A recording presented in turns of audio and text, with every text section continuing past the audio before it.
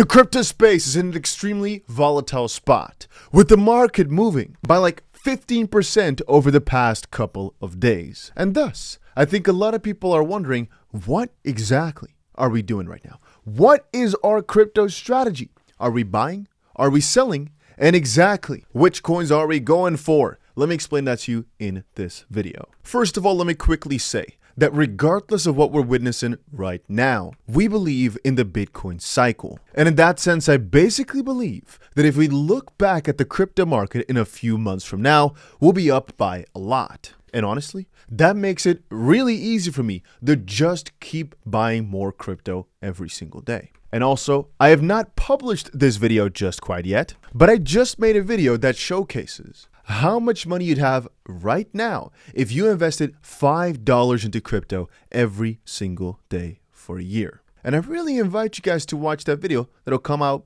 today somewhere or tomorrow. And a little side note is, if you want to help out the channel and you want to support, make sure you press that like button. It doesn't cost you anything, but it does help out tremendously. Even just one, just you. Thank you. Having said that, we right now, the only thing we're looking at is where have most people gotten their Bitcoin at? And so where should we basically be buying the most amount again? And looking at the numbers, a lot of Bitcoin, which coincidentally is also the future cost price after the halving, is going to be right around 38,000. And all these prices below, I don't even have to think about too much because I don't think we're going to get there. And roughly at $33,000. Those two levels are going to be very, very interesting to watch as prices potentially move down even further. Now that Grayscale obviously is exiting, or I should say some of the Grayscale whales are exiting a little bit. And at the end of the day, the numbers for these Bitcoin spot ETFs were phenomenal. Regardless of the narrative they try to spin, the volume that these have seen is pretty significant, guys. And in the reality of sorts, the value proposition has only been strengthened through the words of guys like Larry Fink. Just take a look at this video. I believe, I believe it goes up if the world is more frightened, if people have fearful of geopolitical risk, they're fearful of their own risk. It's no different than what gold represented over thousands of years. It is a asset class that protects you. Right. And unlike gold, where we manufacture new gold, we're almost at the ceiling of the amount of Bitcoin that we created. When you hear somebody like Cathie Wood, yes, who was on our broadcast yesterday, say that her base case is that this turns into a $600,000 a Bitcoin valuation, base case, and a million plus in a super optimistic case. Are you anywhere in her realm? I haven't thought about it. To me, that what we are trying to do is offer an instrument that can store wealth. I think if it gets that even close to that high, gold will represent even a bigger value. And let's be clear, if you think of digital gold, there's going to be a reference point between gold and Bitcoin.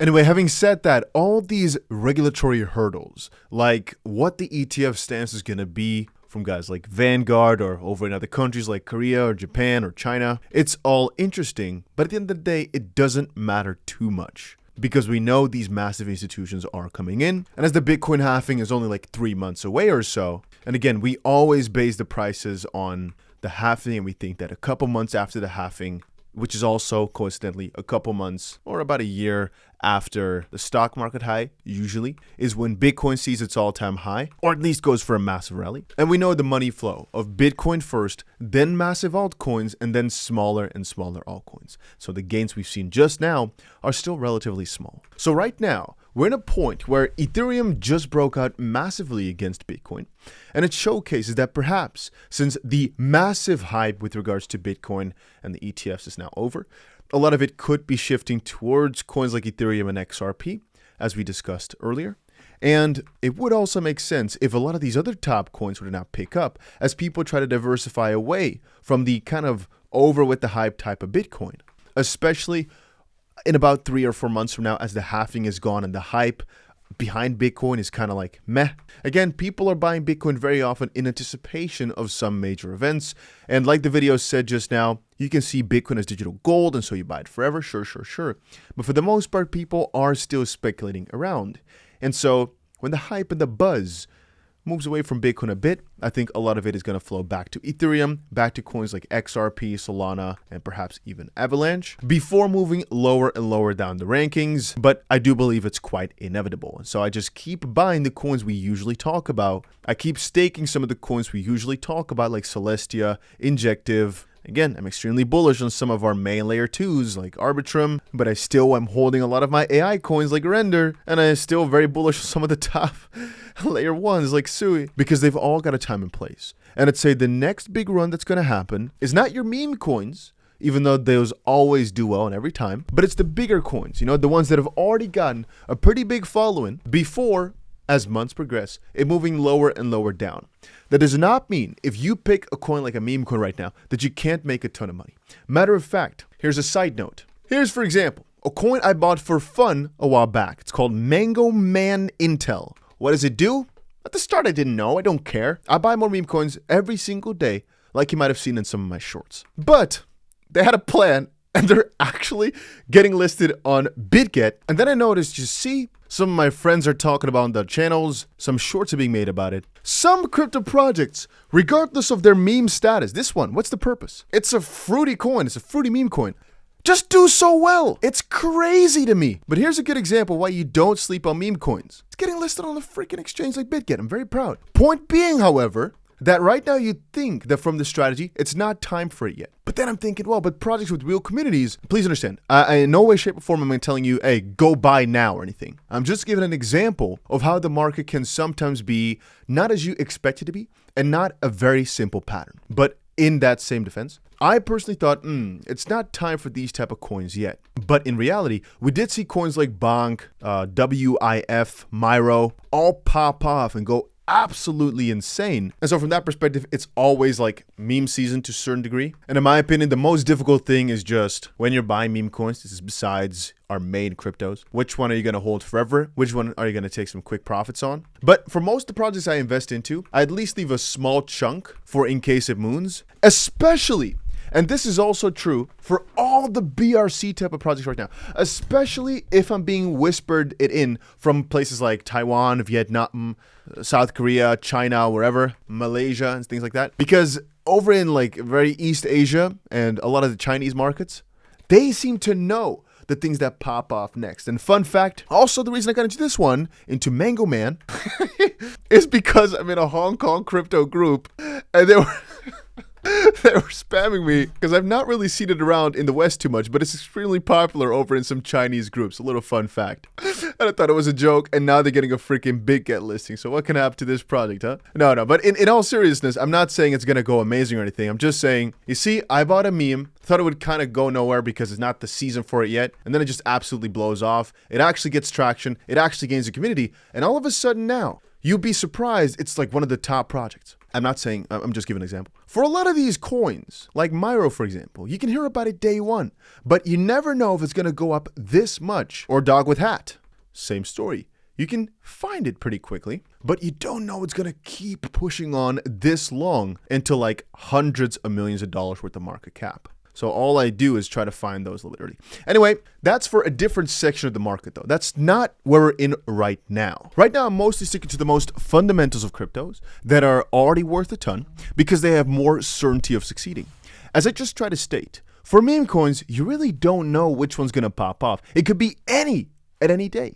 But for these proper coins already at the top, you know that most of them will go up. Whereas with meme coins, most of them won't. And you just got to be lucky to find the right one, like I just got lucky with one of these coins that I've held for a good while. But let me just explain the following strategy.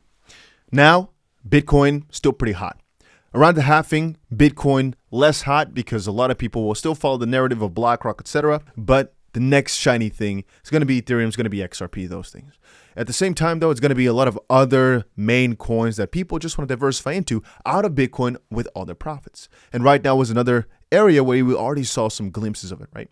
Then as people make tons of money with Ethereum and all these coins go up, they're thinking, hey, I know how to buy some of these top coins. Which ones are even riskier but can make me more money? And that's why it goes down lower.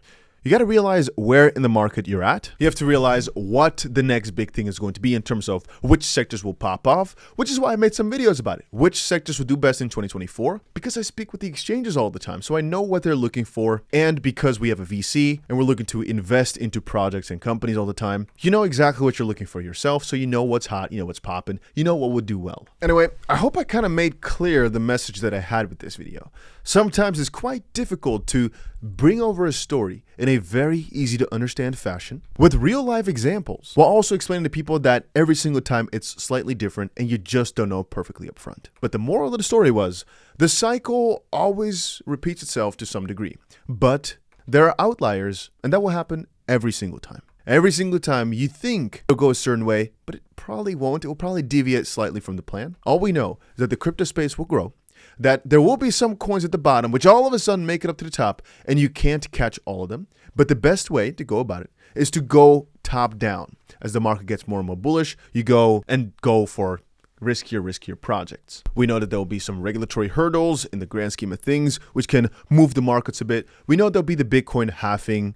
We know the Coinbase lawsuits will go on. We'll know the XRP lawsuit is going to be interesting. We know the XRP and Ethereum ETFs are going to be interesting. We know eventually some total crypto ETFs will come. We know that other countries will let go whether or not they will accept ETFs, etc., etc. We know China will eventually let go a new statement on crypto stuff. We know CBDCs will make big steps in this space over the next couple of months and years. We know that the next bull run, some things that we have not even thought about will probably be trending, even though the things I've specified to you guys over the last couple of weeks will most likely be at the top of the top. So that's just my strategy. I want to quickly make it clear. If you guys want more specific coins which I'm buying, even though I've already done a ton of videos on those, let me know down below and I'll get to it. And if I miss something, hopefully I can rectify it over the next couple of days. But yeah, that's about it.